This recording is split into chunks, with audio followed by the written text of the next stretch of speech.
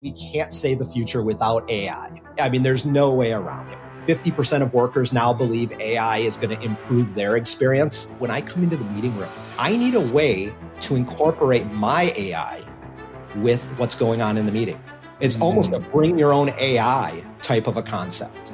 Most of what we do in our day-to-day is going to change significantly. Hear the latest AV trends and predictions in this episode of Crestron's Smarter Spaces podcast on your preferred podcast platform. Go ahead, tell us what you thought, what you saw, what was exciting, and then tell me how I'm right about, producing good quality, multiple shades of white. Matt, you are so right. You're so right. There, Mitch, you can edit that out. Nope, keep it. Print it. That's the show. Matt's so right. That's the title, actually. Never before have I been so offended by something I 100% agree with. On this episode of ResiWeek, Blu-Rays kind of deadish, Lightapalooza and WiSA at CES. All this and more on this episode of ResiWeek. This is ResiWeek, episode 468. Matt's so right. Welcome to this episode of ResiWeek. This is your weekly roundup of all the latest news and stories for the residential AV industry. I'm your host, Matty Scott for AVNation.tv, and this week we are pleased to be joined by two of my good friends. First, we have Katie McGregor-Bennett. She's the president of KMB Communications. How you doing, Katie? Doing well. Thanks for having me back. Thank you for being here. And then we have Mr. Patrick Norton. He's a content specialist over at CTI. How you doing, Patrick? I am full of mirth and good cheer. Mirth, I love it. All right, to not take away the good cheer, but we're going to have a moment of silence just before we jump into the stories, because on Friday it was announced that Sony is halting production of recordable Blu-rays, mini discs, which I didn't realize they still made, and mini DV cassettes. They're gone, folks. So go find a retailer and stock up, I guess, on your mini DVs that you needed. I have feels about this. I do too. Share your feels. Well, let's. The thing that gave this story a huge amount of traction is What Hi-Fi, which is a British hi-fi enthusiast magazine. I affectionately think of it as the place to go if you're a British manufacturer and you want to get 5 stars, no matter what you produce.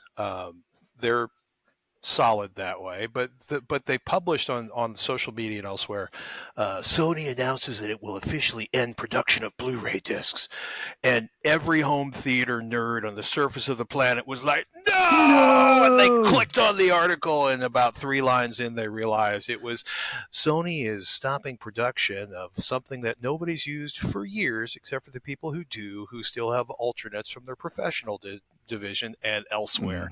And it was one of the nastiest, like, most people posting stories know at this point that this level of clickbait is bad for people ever clicking on a story from your publication again, or your website, or whatever you want to call it. But somebody's going to be learning a darling little lesson over What Hi-Fi this week as click-throughs drop through the floor. Not that click-throughs make up much of traffic, but I was really pissed off about this article. And see, I just wanted to shed a tear for it, pour a little out, but I'm glad we could start it off with such excitement. Now, what I'm curious about is I'm assuming that this is for it's Sony, and as someone who has manufactured quite a few Blu-ray discs in my time, we never used Sony. We used Teo Uden and a bunch of other manufacturers, never Sony. But I don't think it means that they're going to stop producing movies on Blu-ray at all. It's just consumer, I'm assuming just consumer sales of those products of recordable media. And where would you go buy recorded media if you were a consumer? I have no clue. Well, let me put this into perspective, right? Sure. Like, nobody really thinks about, CDR recordables. Nobody really thinks about mini disc data, except for the people who still use it. In Japan, that's probably a higher number of people than anywhere else on the planet, right? Yeah. But and of course, when you look at What Hi-Fi's article, they had a big array of Blu-ray discs and a big picture across the top of it. It's most of these things have been replaced. But I mean, we're in an age where bands are releasing cassette releases. They're doing multiple vinyl releases. There's still a huge, as weird as it sounds, there's still a huge community that, mostly again in Japan, that listens to and creates, mini discs. Yeah. And there's still, I would be curious how many people are actually still using mini DV video cameras, but, I'm not surprised all this is going away. Well, I have what one the real left in the vintage shop. tries. It still works. What's the last time you actually used it for a project? But a year and a half ago. Yeah. Yeah, we pulled it out to archive some stuff. But again, it's a lost time. It's fine. We'll be okay.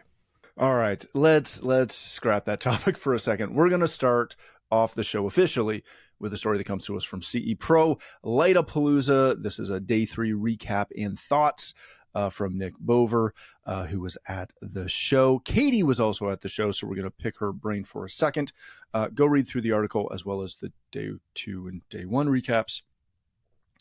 They cover some, just a good overview of what was at the show, what you could see, etc.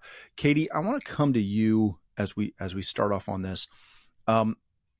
First of all, kind of tell us what you saw, what was exciting, and then something that Nick mentioned, I think when he was talking about WAC, was almost disappointed that they were showing mostly white lights opposed to colored lights. And I would argue, I want the majority of these manufacturers to focus on white lights, because those are the lights that we sell really, really well and easily. And we got to stop turning homes into discos. But go ahead, tell us what you thought, what you saw, what was exciting, and then tell me how I'm right about, producing good quality, multiple shades of white. Matt, you are so right. You're so right. There, Mitch, you can edit that out. Nope, keep it. Print it. That's the show. Matt's so right. That's the title, actually. No, Lightapalooza. So it was a great event. It's built upon the last couple of years. This is my 3rd year, so I've only been attending since they had opened it up. This year, they had an expanded show floor. They had a power and energy management. They called it Power Alley. They also had system design there, so Blackwire Designs was there, D-Tools was there, and then sort of accessory lines as well that cater to the lighting category. So WallSmart was there with their concealment solutions, CLS was there, et cetera, et cetera. So more than in the last few years where it's just been lighting brands, primarily lighting brands that were there. This year now you saw an expansion of that, which I always appreciate because it provides more of an opportunity to learn more about the industry at large when you go to these events. But because this show is so focused on lighting, it makes a lot of sense, obviously, to put the emphasis on lighting brands, but then also how do you find success in the category? And so, success in the category from accessories and other related products and services, but the education, I think, really is what shines at this event. The CE Pro article and Nick's coverage emphasizes very much the brands that were on the show floor and what they were showing and sort of, what their showcase was. But I think the event from an education perspective is really quite exceptional. That starts on Monday and it goes all the way through Thursday. The show floor opened at 2:00 on Tuesday, and it was packed Wednesday all day, and then a few hours on Thursday as well. So you can sort of anticipate what the wave is going to be in terms of attendance. Most people came in on Monday night, went to the networking event, and then hit the ground running on Tuesday. Buying groups had their meetings for the first part of the day, and then at that point the show floor opened, and it was like a flood at the show floor. It was cool to see because there was very much an interest in what was there from the integration community. This event happening earlier in the year, it gives you a jump start on what's coming to market and what you'll see as the year unfolds. So for those that have a little bit more of a competitive orientation or really want to get a jump on projects, make sure that what they're speccing is not only available, but is on par with what else might else be coming to market or already there. So I think, for those who are already in the lighting category or looking to get into it, this event should absolutely be on your radar. I suspect it'll be even bigger next year, as it always is. There's always a curiosity: are they going to open it up to other categories? And that, obviously, the only one that can speak to that is Tom Doherty. And you guys should consider having Tom come on. I say that because before the show opened, we had an opportunity to chat with him. I'd forgotten the Tom's history in the industry. Yeah. And he was It's one of huge. the guys that, created CEDIA Expo. So as he went on to lovingly say, this 30 years ago, the show was held, CEDIA Expo was held at the same property. And so there was a lot of sort of homage being paid to the Some hinting growth there. of the industry. Yeah, a Some little hinting there, yeah. But Daryl Friedman came in and he sat down with Tom, and they had a really compelling conversation about how the event was started, CEDIA Expo back in the day, and how it's evolved, and then what Lightapalooza is doing. So that's kind of the background on it. Yes, Patrick, you have a question? So was it? I mean, at this point, no. Well, I raised my hand. It's a thing for people who are not watching the very video, polite of wondering you, what's sir. going on. But it's so is lighting becoming that much? Is this becoming like a huge part, of residential? Is it a side sell for residential? Is it an emerging market in residential? Because it's Yes. interesting that it's it's a fairly focused trade show as it is right now, even with the power stuff being added in there, or it feels that way to me from far on the outside.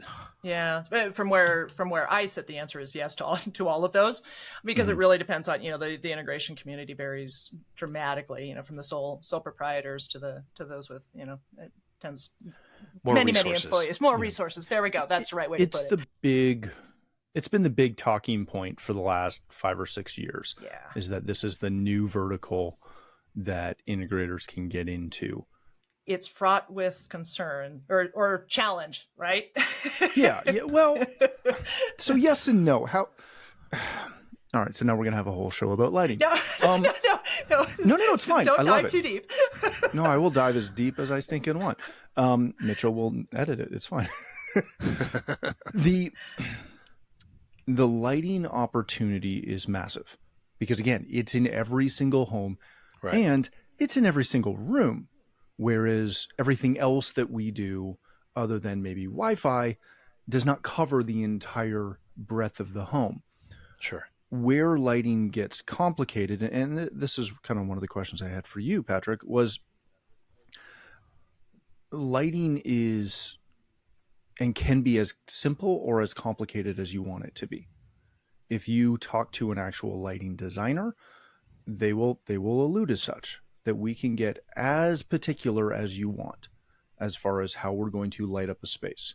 It can be as simple as that, builder grade special of a single, 2-bulb fixture in the middle of the room, to a couple of pot lights set out as a landing zone, as the electricians love to do, to multiple layers of light and design focused applications. That is kind of where we live. What I'm curious about, because when I read through the coverage from Lightapalooza and literally the coverage of any lighting release anywhere, we as an industry, in my opinion, are missing out on the art that lighting allows us to create, which is the way we, again, in my opinion, you can tell me I'm wrong and I'll debate you, but that's where we should live. We should live on the art side, because the technical side, as much as we understand it, our customers don't care. And when you read through the coverage from most of these shows, I have seen more in-depth conversation about heat sinks on an LED fixture that, well, I love to learn more about heat sinks, Sure. and it is important. I've sold lighting for over 20 years in both stage and residential and now commercial. I have never once had a heat sink conversation with a customer. Yet the industry focuses really heavily on the technical aspects, just like we do in, TVs, where you can ask most integrators to break down how 4K transmission works, and they will happily tell you, whereas the customer just wants to know that when they watch, NFL. Insert name of show here. Yeah, insert anything that it's going to look good. Are we overly complicating and technalizing the lighting world?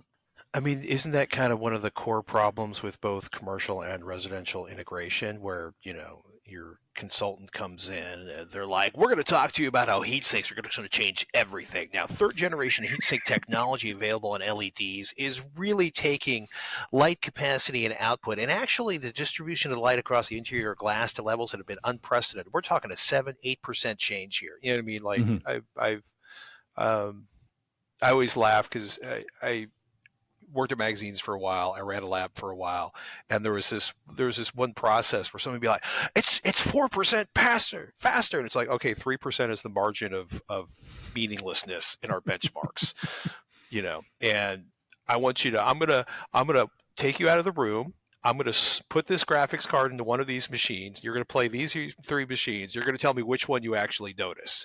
And they'd be like, I can't tell. I'm like, so the $1,000 upgrade, you can't tell.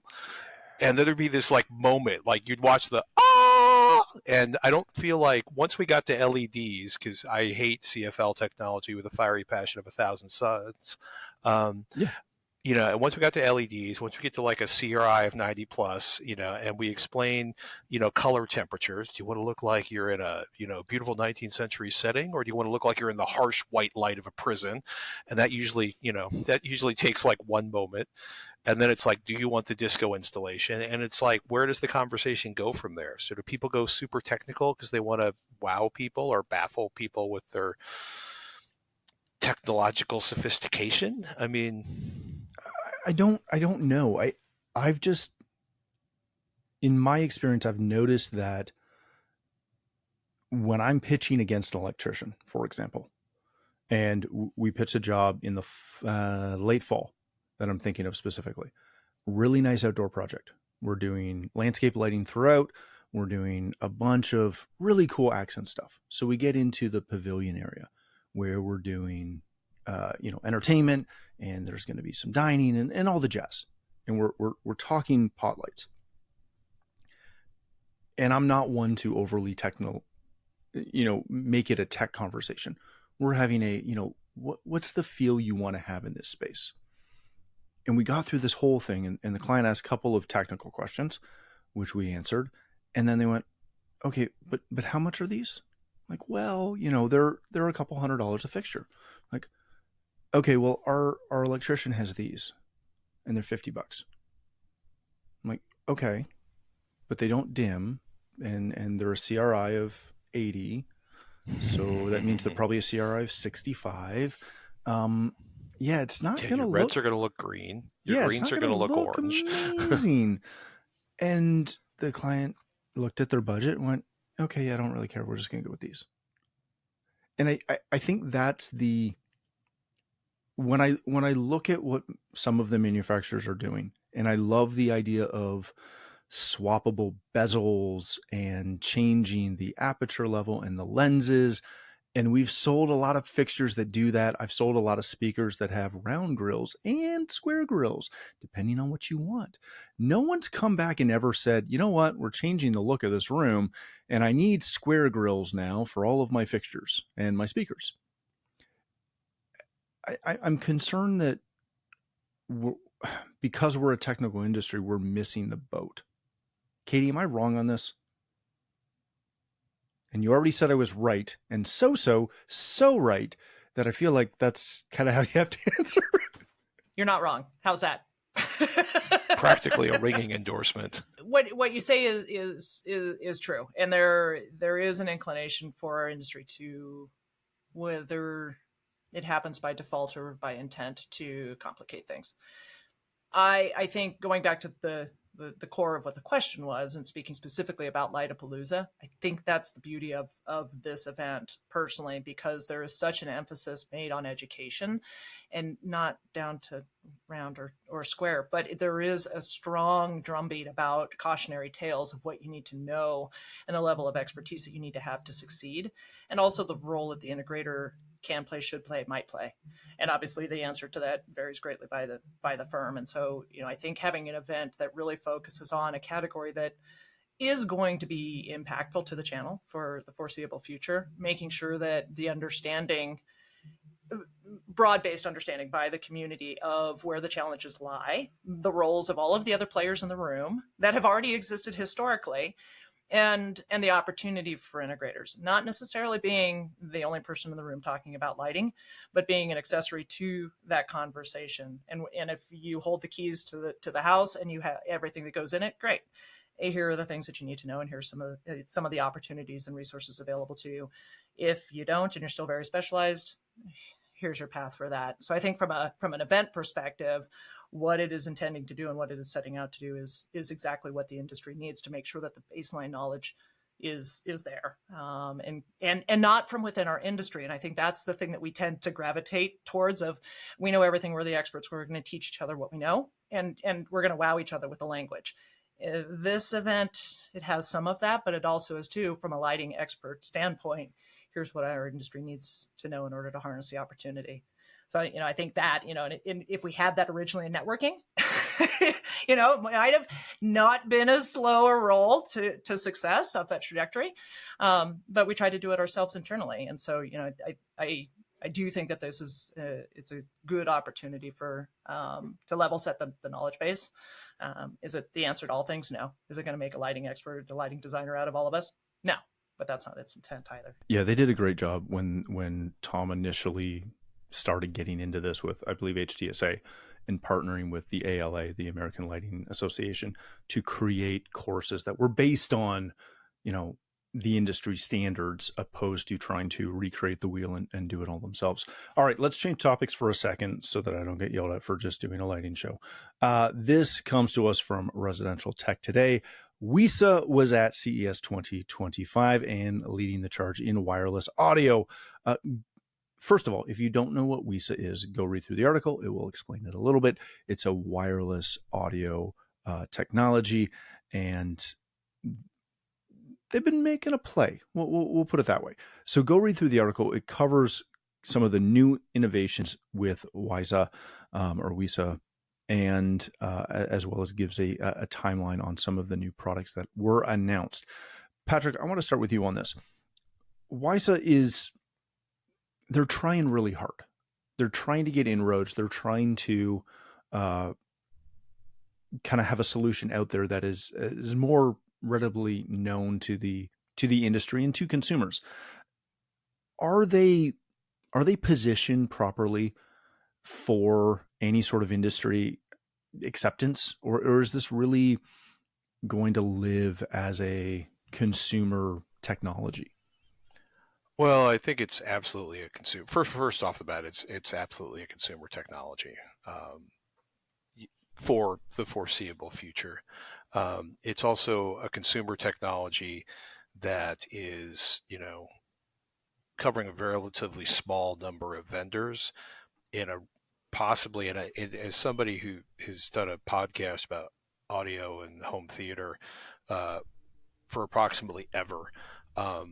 It's painful for me to see somebody try to roll out a new interoperable wireless technology. I love the idea, like anybody wants to opt in can use our technology, which I love. But at this point, between the 11,000 manufacturers of sound bars and, props to Katie and Sonos, the Sonos surround sound systems, which are pretty much adored, and the fact that, LG, Samsung, and every other television manufacturer has their own sound bar and or surround sound system. This is a tough market to break into. They have what I will affectionately call an eclectic gathering of vendors that are working with the technology. And I think this is one of those things. Now, we could argue whether or not anybody ever upgrades their home theater system other than, say, me or people like me, i.e. home theater geeks. I think a lot of people, they install their system and for the most part never touch it until they replace the entire thing.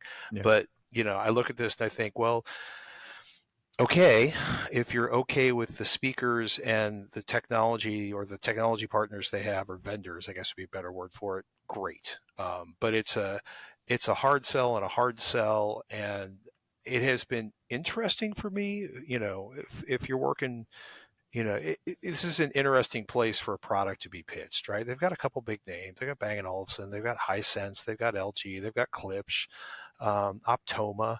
They've got a bunch of European vendors, but I feel like this is one of those things where you're not going to find it in Best Buy. You're not going to see it you might see it on display in a brick and mortar, residential integration shop or home theater shop, since there are several of those left in the United States. But I feel like they have a hard climb in front of them. Well, I don't want to be rude, right? But it's like, at this point, if I am appropriately dressed, I am in theory the target audience for any home theater or stereo shop that's still standing in the United States. And I have been so disappointed by my experience in walking to many of these shops where, and in one particular case near where I live, I think they're very focused on appointments and building out contracts for massive home builds. And they really don't care about selling speakers or amplifiers or receivers, right? In other cases, you walk in and some 19-year-old's lying to you about the importance of moving to an 8K television, and I just don't have time for it, right? So we're at an interesting place. So I just, is the idea sound good? Absolutely. Is wireless technology entirely in flawless execution? Absolutely. Is there an incredibly small number of vendors doing this? Yeah. And that, to me, there's a couple speaker vendors I like.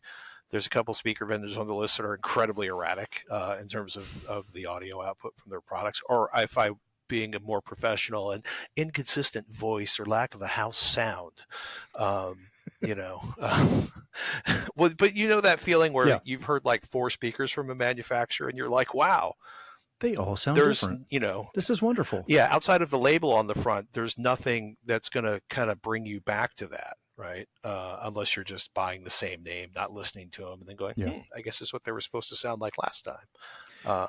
I don't know. This is a little rambly, but I feel like, we're at this point where, home theater is a tough market because so many people are so thrilled with the upgrade they get from going with the atrocious speakers on their television to a sound bar, and they don't want to deal with cabling. Okay, so we have a wireless substitute, but, this is still, there's not a lot of, I don't see any of this being a sort of an affordable alternative to any of a number of much more heavily marketed and available solutions they can pick up from a big box store. No, that's a good point. Katie, this technology, again, I'm not picking on the vendors, and honestly, I'm not even picking on the tech.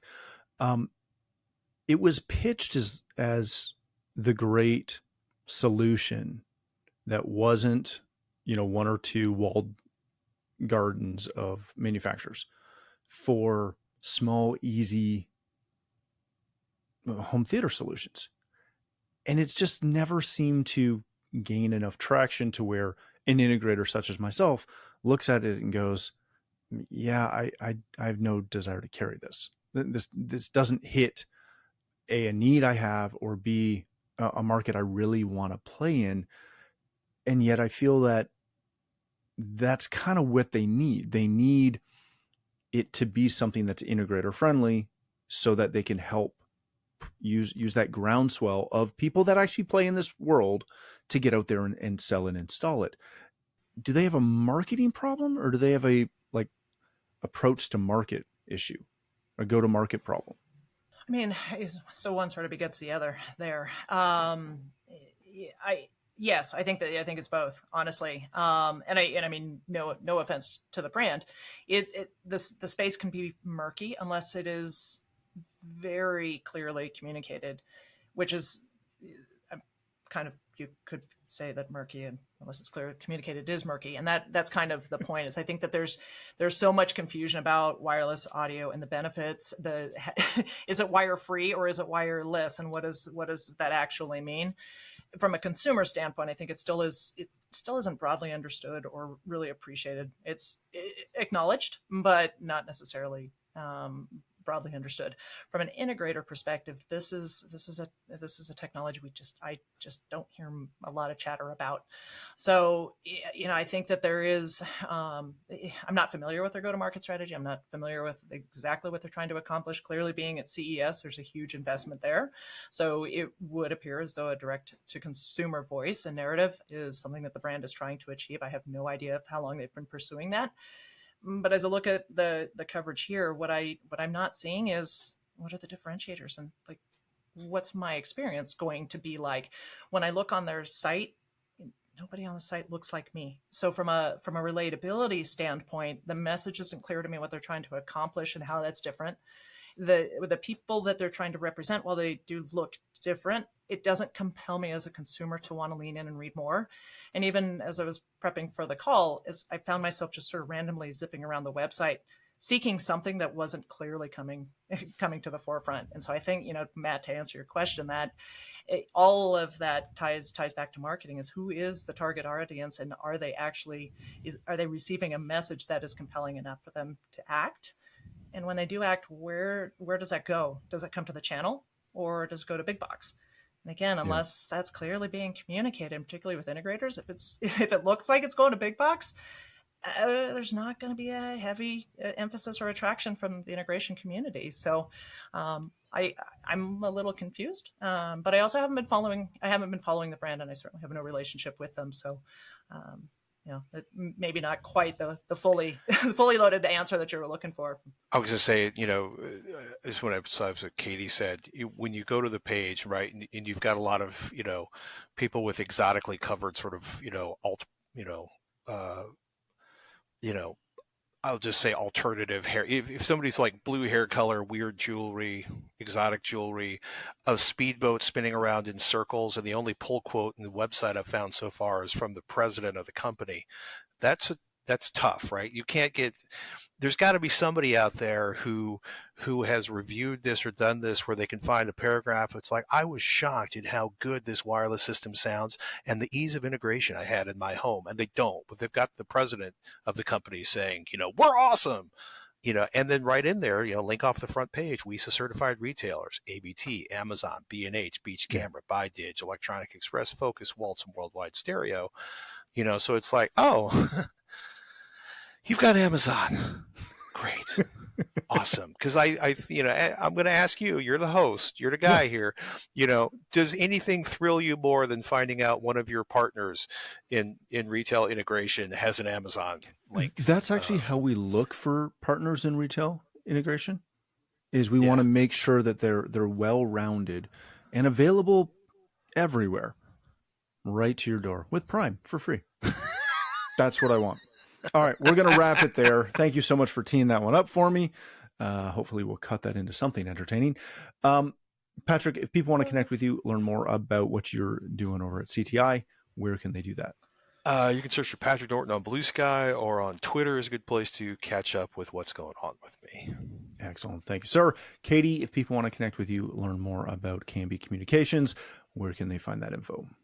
Swing over to LinkedIn, look for K&B Communications, or myself, Katie McGregor-Bennett. Find us. Excellent. Thank you again for joining us. If you'd like to connect with me, you can find me at Matt D. Scott on Twitter, X, and most other social platforms. But more importantly, please visit AVNation.tv, where you'll find this show, as well as a wide variety of other shows with all the verticals that we cover.